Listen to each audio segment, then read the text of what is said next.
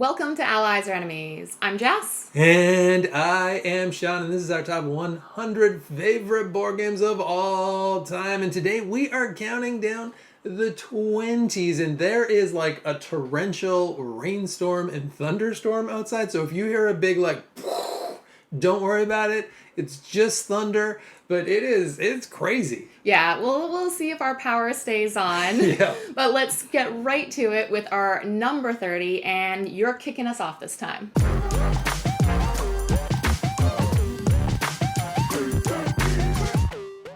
My number 30 is Draftosaurus. And Draftosaurus is just a game about drafting dinosaurs. And you're putting your hand in a bag, you're pulling out dinosaurs, you're putting them out onto these things. It's basically a roll and write game, more or less. But I'm glad it's not a roll and write game because then I wouldn't have a whole ton of little wooden dinosaurs.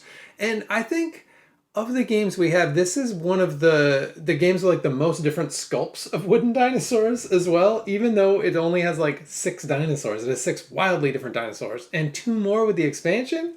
That is true. So you can have up to 8 different dinosaur sculpts. And what I find surprising is that it was 4 designers to do Draftosaurus. Yeah, there's 4 different designers on this, including Antoine Bauza, I believe, and Theo Riviere, who do a lot of great games. Sorry, I don't remember the other 2, but yeah, 4 designers for this. I can only imagine that they were like having like drinks somewhere and someone came up with it and then they all riffed on it.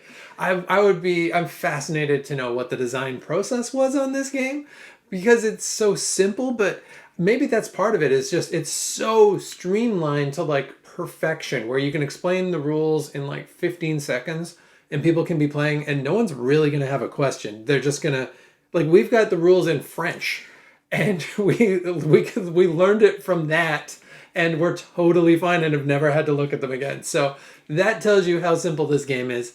And it's my number 30. My number 30 is Guild of Merchant Explorers, and this came out last year, so first time on my top 100 list. And this also feels like a flip and write type of game, but instead of marking things off, you put cubes out. So terrain card gets flipped, and then you add a cube.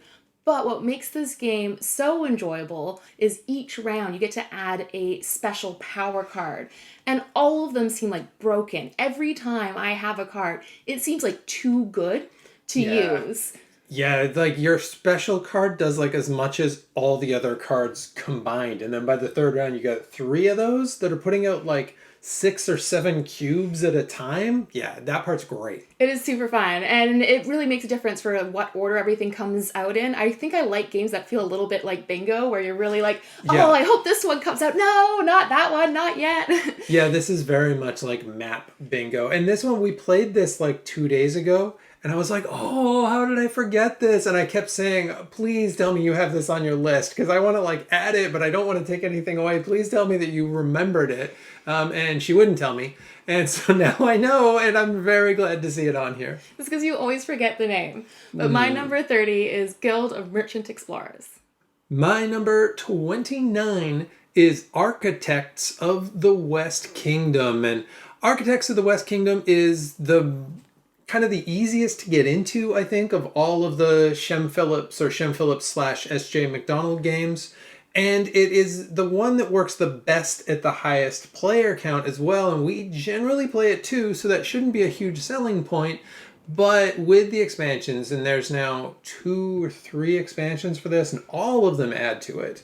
And they just make it really a solid 2-player game because there's other things that you can build now. There's like these wonders that you're making, and there's like crafting cards, and they've added enough different routes that it seems like you shouldn't get in each other's way more because there's different routes, but somehow you get in each other's way more, it feels like, especially on the cathedral, because there's so many reasons to go there now. Yeah, the extensions definitely help the 2-player game. Mm-hmm. But if I was bringing in new people in, I would just play the base game because the base game is a great introduction to, and it's so easy to explain, and it is really fun because one of the things that you're doing is anytime people have really put a lot of workers out at a spot, you can then collect up all of those workers to make sure they don't get a whole bunch of stuff. And even with just the base game as well, it's not quite modular, but it's got little things that you can add to it, like the reverse sides of all of the boards are asymmetrical. But it really is a solid game at any player count, and that is my 29. My number 29 is Near and Far. And Near and Far is by Ryan Lockett, who does the design and the art, and it looks amazing. It's the second one that came out in the Arzium trilogy, and it is my favorite of the bunch. I think it does a really good mix of visiting the town where you get to stock up on your villagers and your animal transport, be it like a tortoise or a dodo. Yep, the two classic transports. Yeah, exactly. Before you can then go on an adventure and try and go as far as you can. And there are lots of different ways to play. So we had a really fun time doing the character campaign where you play a character and there's just these short little snippet storylines that take you through each game as you find out a bit more about your character. And it's just enough, because I don't love when a game gets interrupted for narrative, but they were like short and interesting enough that we were interested.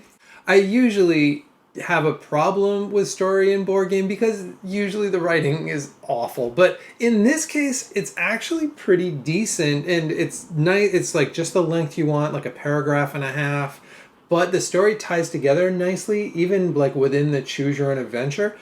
Yeah, this is, I know you want to play more dungeon crawly adventure games, and I more prefer Euro-y games that are kind of void of story, and this is the one. This is like the peanut butter and chocolate that we can like totally agree on, and kind of hits all those spots for both of us. Yeah, I do agree. And that makes Near and Far my number 29. My number 28 is Viticulture. And there's kind of like a Viticulture family of games now with Viticulture World and Base and Tuscany. But I think my favorite is firmly Tuscany. I really do. I like having the 4 seasons. I like having the different ways to do all of the things you need to do, because I think one of the real selling points of Viticulture is it's this worker placement Euro game where you are making wine, and you have to do all of the steps of making wine, and you kind of have to do them in order, which I like because it thematically works really well, and you can feel like, okay, cool, I'm picking the grapes, I'm growing the grapes, I'm making my wine, I'm aging my wine, I'm selling my wine, all those things. But in like a mechanical sense as well, it can kind of force a logjam sometimes for the spaces. But the nice thing about Tuscany is the cards give you other ways, and you've got buildings that give you other things, and so there's other ways to do all of the things that you need to do, and I think it's just such a huge improvement. Yeah, especially for 2 players, because you're just competing for the one open space. I would be interested to try it at 3 players, because then you have just more spaces between. I think it's 2 spots for 3 of you, so there's still competition, but it's just not quite a head-to-head competition. Yeah, it's kind of the opposite of the rule of Star Trek movies, where only even numbers are good there. In Viticulture, odd numbers generally are a little bit better. But it still is my number 28. My number 28 is Ultimate Railroads. And Ultimate Railroads is a worker placement game. And I think I say this every time I talk about it, but it's so true. I was just put off by the title of Railroad being in the title of the game. You think it's going to be such a like Euro-y heavy like 18X. I did too. Yeah, exactly. But it is really just this fun engine builder and combo builder, because you're building out these different tracks, but as you go, you're really trying to extend each of your rounds by how many coins you have and how many workers you have as well.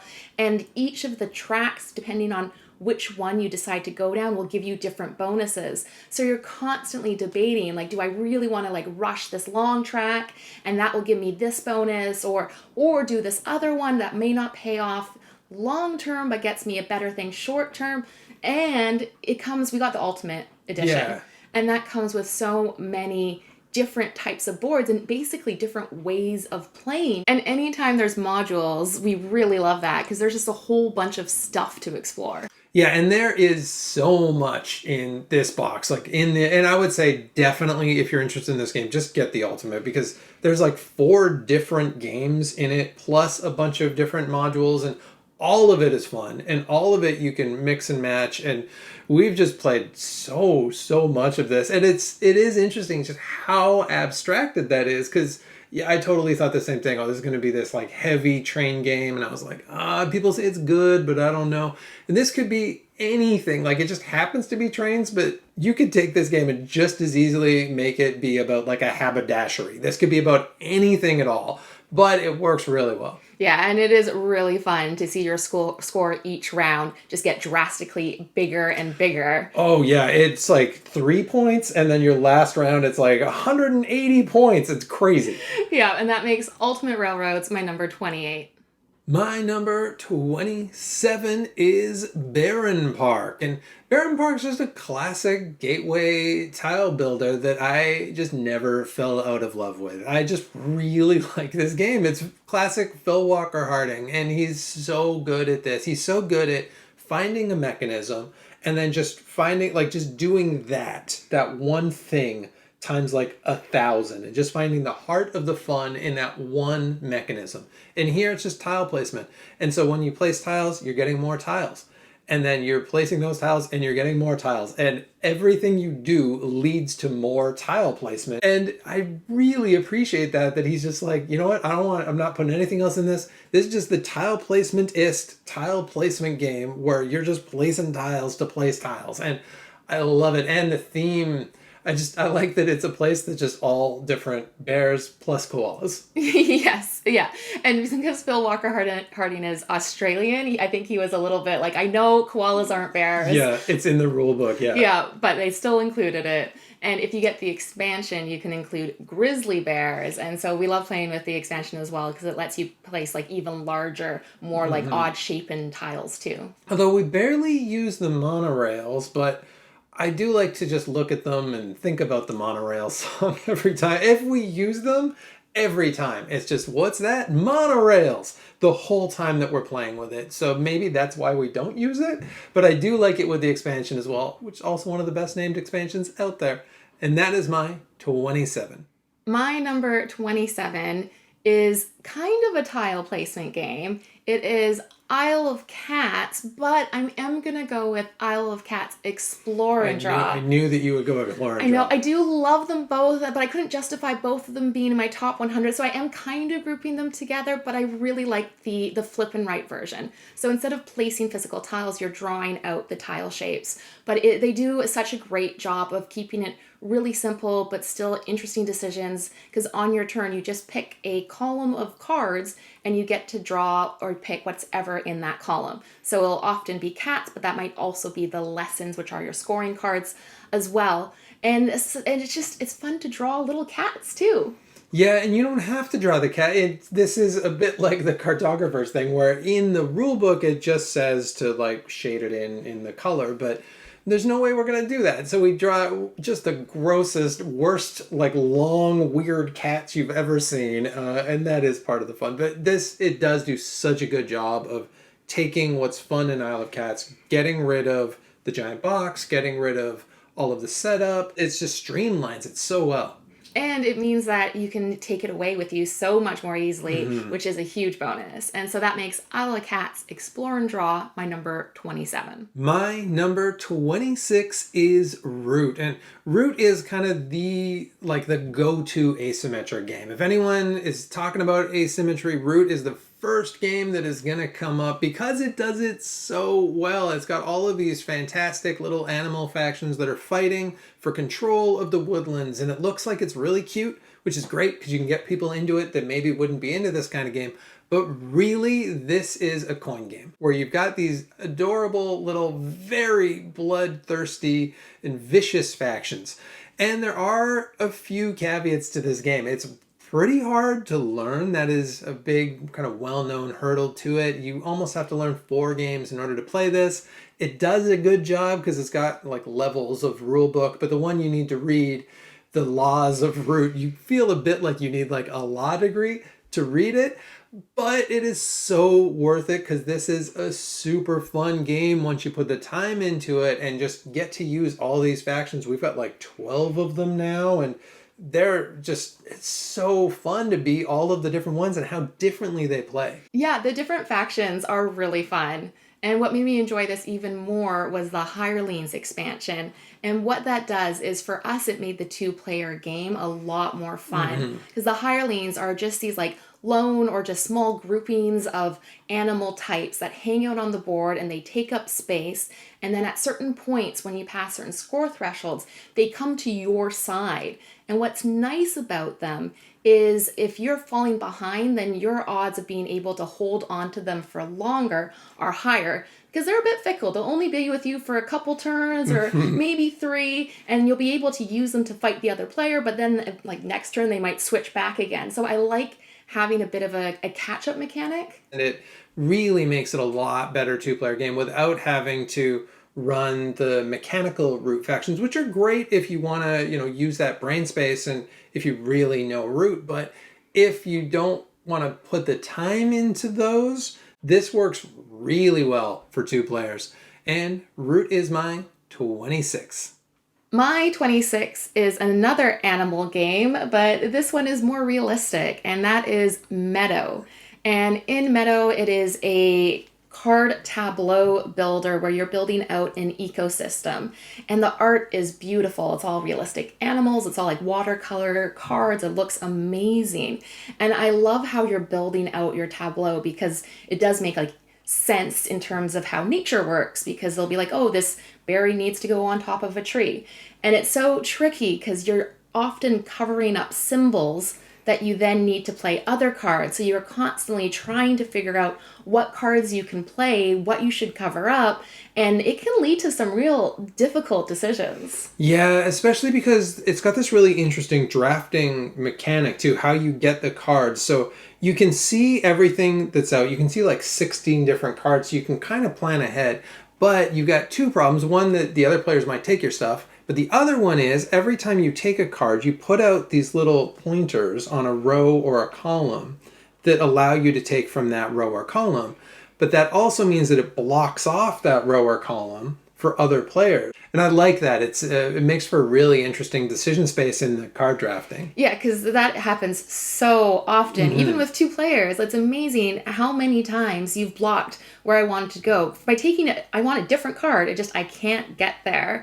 And with the downstream expansion, yeah, I really like it. It adds a little bit of playtime, a little bit of an extra layer, but it's really lovely, and it includes water animals, and again, the art is incredible. And Meadow is my number 26. My number 25 is Village, and specifically Village Big Box, which has got all the Village stuff in one big box. I feel like we're talking a lot about big boxes. We do like when a big box comes out for something, and we were waiting on the Village Big Box for a while because we played this game when we were on vacation. We played this at a board game cafe, and I think you were okay on it, but it knocked my socks off. I loved it right away. It was love at first play.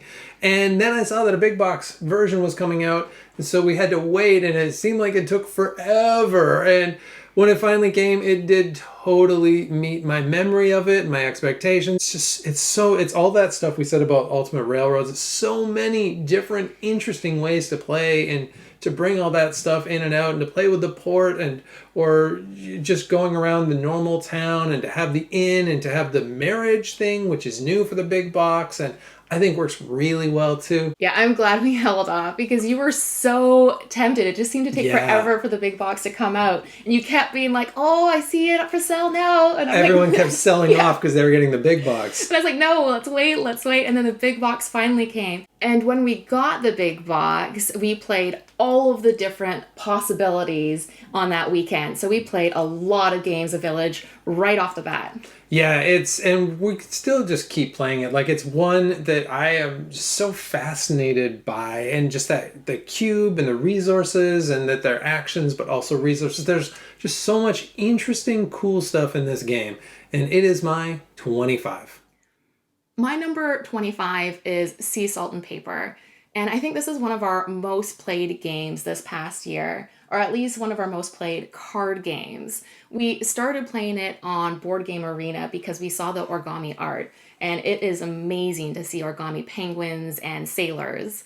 And it's just so addictive to keep playing it because depending on what cards are available, you're just going to be doing different things because it's a set collection game. So sometimes you end up with a whole bunch of sets of one thing, sometimes you just end up doing a whole bunch of actions. Maybe you'll get a bunch of sailboats, and if you play a pair of them, it means you get to take an extra turn. So there's just all of these different routes that you can go down. And it's really interesting because there's only like 8 or 10 different kinds of cards, but just how they interact with each other, it's just genius level card design.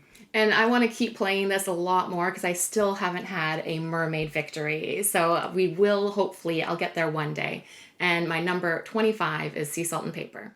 My number 24 is Welcome to. And we really like flipping rights and rolling rights. It's the thing we talk about a lot on here, and we own a ton of them because we really like to take them with us when we travel. We like to laminate them. We like to have a whole bunch in one box. But Welcome to is really the one that kind of got us interested in it, and it just continues to be my favorite. It seems like it's so simple, but there's always interesting decisions to be made because all you're doing is adding a number, and it just has to go in order with the other numbers that you've already written. That's it, which does not seem like it's that much. But in doing that, in adding that number, you're deciding, do I want to get this pool? Do I want to, if I put this 7 like a little bit higher up, now I got to get 1 to 6 exactly, but I got a lot of wiggle room on 8 to 15. That doesn't sound interesting, I know, but it is. It's really a fascinating game, and having the different all of the different pages that we've got for it as well. We've got like the holiday ones and the zombie one, and Welcome to the Moon, which takes it and puts it into a campaign form. And I talked a lot about good writing in board games. This is not that. This is the worst writing you've ever seen in a board game, but it's still really solid, that campaign. Yeah, we kind of skipped over reading the text. Oh my behind god, the campaign. don't try and read it. But it comes with 8 different maps, so they already come pre-laminated, which is great. And each of them use the very similar system of adding a number to a spot, but they all do it in slightly different ways. So it was really interesting to play through the 8 to see the little tweaks that really do make each game still feel different. And I think slightly different is underselling it. These are like wildly different. Like how they just take these cards with these different symbols and then make them do such different things within that campaign. It's fascinating. So when I say Welcome to, I guess I am talking about the whole Welcome to family of games. And combined, those are my 24. My number 24 is Viscounts of the West Kingdom, which is my favorite of the trilogy. And there's a few different reasons why I really like it. In Viscounts, you have this tableau of cards, but it's only ever 3 cards that are constantly shifting. So every time you play out a card, one of the other ones falls off.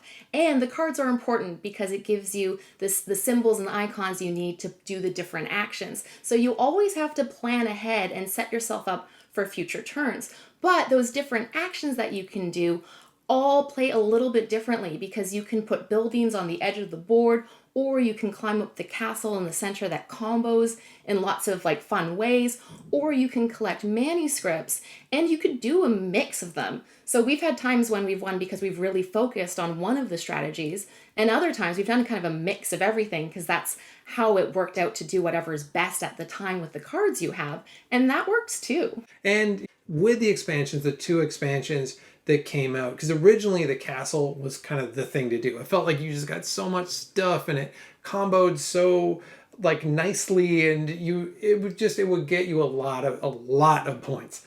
But the expansions really built up the other 2 things. So now the buildings are a lot more interesting, and the manuscripts now have like special powers that go with them. I do think it's kind of like the best form of the game. Yeah, we had kind of stopped playing it once we realized that the castle is really the way to go. And so this has made us play it a lot more to explore those other options.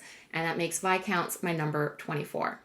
My number 23 is Caverna. And a lot of people say Caverna is basically Agricola 2.0, and they say that because it is 100% true. It is very much that, but I do think it fixes some of the stuff in Agricola. I know that there's some real Agricola purists out there, and I get it because it's a terrific game. But Caverna, I think, takes what's great about it and just adds like a little bit of fun to it, and it adds a cave. So in Caverna, you are farmers, but you're also cave farmers. So you're making stuff in caves, you're mining, and you're dwarves, and you're also going out on adventures, and you're finding stuff on adventures. And of course, it's Uwe Rosenberg. So there's all sorts of animal husbandry, and the animals are making love and making more animals, and you got to find space for all those animals and all of that stuff that we love. And it's got just little touches of silliness that just kind of brings it a step above a lot of the other Uwe Rosenberg farming games for me. Yeah, and I think some of those silliness is definitely in the rooms, and because they do have some more serious rooms, like what we call the S Laughter House, right? Or Yes, the S Laughter S Room. Laughter Room. That's Yep. where you take animals just to laugh. Yeah, so I think there still is one of those, but there's also things like a cuddle room, and the cuddle room means you can have like a lot of sheep in there because sheep are great to cuddle, and so it has added in a little bit of those silliness through the types of rooms. And the silliness as well. One thing that I love in this is that when they have children, they just wish for them. They kept it PG. There's only the animals are doing it. The people are just wishing for children, and then they just appear. And it's just so silly. And that is my 23. My number 23 is viticulture. And this already came up on your list, so I don't have too much more to add. But you did mention that it is following the winemaking process. So it makes a worker placement game really approachable because you have to first plant the grapes, then harvest the grapes and turn them into wine. And I really like the components that they used. So the glass beads that go on the grapes, that's as you age them, you get to move it along and you can still see the number underneath. And then as you turn into wine, that has the same system. And I don't know why more games don't use glass beads because it lets you see the number and it magnifies it and it looks really cool. Yeah, that's one of those things that I can almost see that like coming up organically in like the prototyping or something, because I've seen people use prototypes that use these sorts of beads because you can just buy these at craft stores for like super cheap or garden stores or whatever. But it's so smart because you put that on there and it magnifies the thing underneath and it looks a bit like a grape. It does. And I think this one might be a smidge higher for me is because we both really like the viticulture world, but I really like cooperative games. So I really like that this cooperative expansion that changed the competitive game into a cooperative game. And viticulture is my number 23.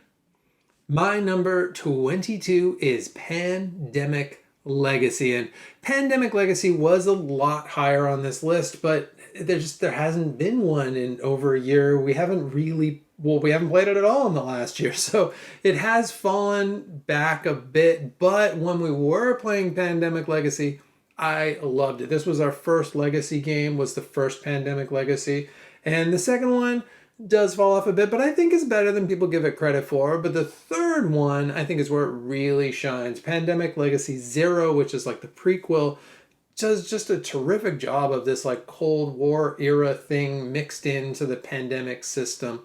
And I am kind of, when I'm talking about Pandemic Legacy, lumping the pandemic system, and I love it. It's a gateway game for so many people, what brings them in. And we play Iberia especially all the time. Yeah, Iberia looks amazing. And it's interesting how many things they've done with the pandemic system because Clone Wars we managed to play at a board game cafe, which was really good as well. And super different, and too. And super different. And I've heard, is it the Hot Zone one?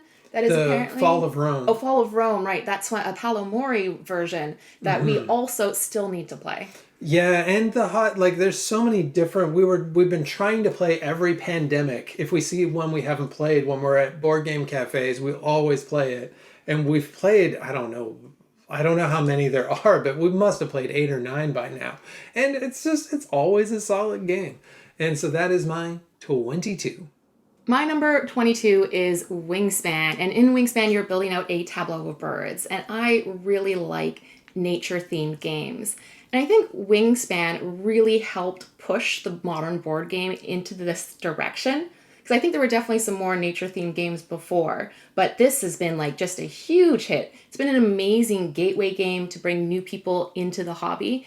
And so I love the theme, but I also just like the mechanics because each round you have one less action cube to play, but because you have more birds on your tableau, you're able to do more things as you activate each of them. And the Asia expansion has helped make it a lot more interesting to me. I think because it helps the two-player game and it just adds this other layer where you've got this board that's like a really light kind of area control thing. And I think maybe some of the birds too, like the newer powers maybe are a bit more interesting, but it definitely has won me over a little bit. So it's starting to get me won over. Just once they finally have that flying reptiles expansion that I want so bad. Imagine pterodactyls and pterodons and it'd be so great. So once they have that, I'm going to be won over. We'll see if a dinosaur version comes out in the future, but for now, the duet mode is nice to be able to add that extra layer for what card you might play. And Wingspan is my number 22. My number 21 is Between Two Castles, and this is just our ultimate comfort game. This is our absolute number one. Like, if we don't know what else to play and we're just no one wants to think about it, this is the go-to. This is just hot chocolate in board game form for us. And it's not supposed to be a two-player game as well. And we have never played it with more than two players. And I'm not even that interested in playing it with more than two players because we play the special variant from the expansion, but you can just play it anyway, where you both draft. So you're both drafting the tiles and you draft two tiles, one for you and one for the other player. So obviously you would like one that is helpful and you want to give them one that is not helpful at all. But sometimes it ends up being helpful because you're not sure what else they're going to draft as well. And they don't get to see it until they've chosen. So you just give it to them upside down. So so it fits the theme because it's meant to be these poorly built castles. I really like that variant. And you're so mean to me because every time I give you a tile, I was like, oh, thank you so much. This is exactly what I wanted. And somehow, too, I mean, half the time I think you're just putting me on, but half the time I actually think it ends up being helpful for you. Yeah, I don't mean to. You're very kind in this game. And I feel like you always manage to give me something I really don't want. And so I'm just, I don't know, somehow accidentally helping you out all the time. I think it really is just me killing her with kindness. I know because she's so mischievously, you'll hate this. And she hates it so much. We're like, oh my goodness, thank you so much. It's such a like passive aggressive way to play this game. But if you haven't played the two-player variant, I highly recommend to do the one in the Secrets and Soirees box, or just what we just said. Just play it like that. And that is my 21. My number 21 is Parade. And in Parade, you have a lineup, a parade, if you will, of characters. And you add a card to the end of the parade. And you might end up having to take some cards. Because how it works is when you add the card to the end of the parade, you count the value of the card. And anything that's beyond that, that's the same or lesser value or the same suit, you have to take. But you don't want to take cards. And you especially don't want to take high value cards because that's how many points it's going to be worth at the end, and points are bad. So there's this building tension as the lineup gets longer and longer because you're likely going to have to end up taking something. But you're also keeping an eye on your opponents because if you or them have the most of a colored suit, you get to flip them and they're only going to be worth 1 point each. So if I see that Shawn has like 3 black cards, I might try and then get more black cards than him so that he doesn't get to flip his. Yeah, this is just such a like classic feeling card game. Even though it's got the Alice in Wonderland thing and it's got that theme and it does have that they're in a parade and that the scoring is reversed. That all feels a little bit Alice in Wonderlandy. But this really feels like the sort of game that your parents might be playing. This feels like the sort of game that you play like late night with a few drinks. This is so that kind of like social card game that's just a classic. Like this could have been invented in like the 1960s, and it would feel like that would feel totally normal to me. That would feel like, oh yeah, of course this was made in the 60s. And it looks really great, which I think definitely helps bring people in and want to play the game as well. And that makes Parade my number 21. And that is it. That brings us just about to the end of the 20s. So next time we're going to be doing number 20 and then counting down the teens. And then it is the top 10. And this next chunk, I think it was really difficult for me because it's getting to, do they make the top 10 or not? So I had a hard time of figuring out which ones would be in this next video or in the final video. Yeah, I feel like my top 20 is my top 10. Like everything in my top 20 feels so top 10 worthy. It is really heartbreaking to kick some. I feel like they have feelings and I'm making them sad. But thank you so much for watching. Please let us know if you played any of the games that we talked about. And as usual, please like, subscribe, and hopefully we'll see you next time for another game.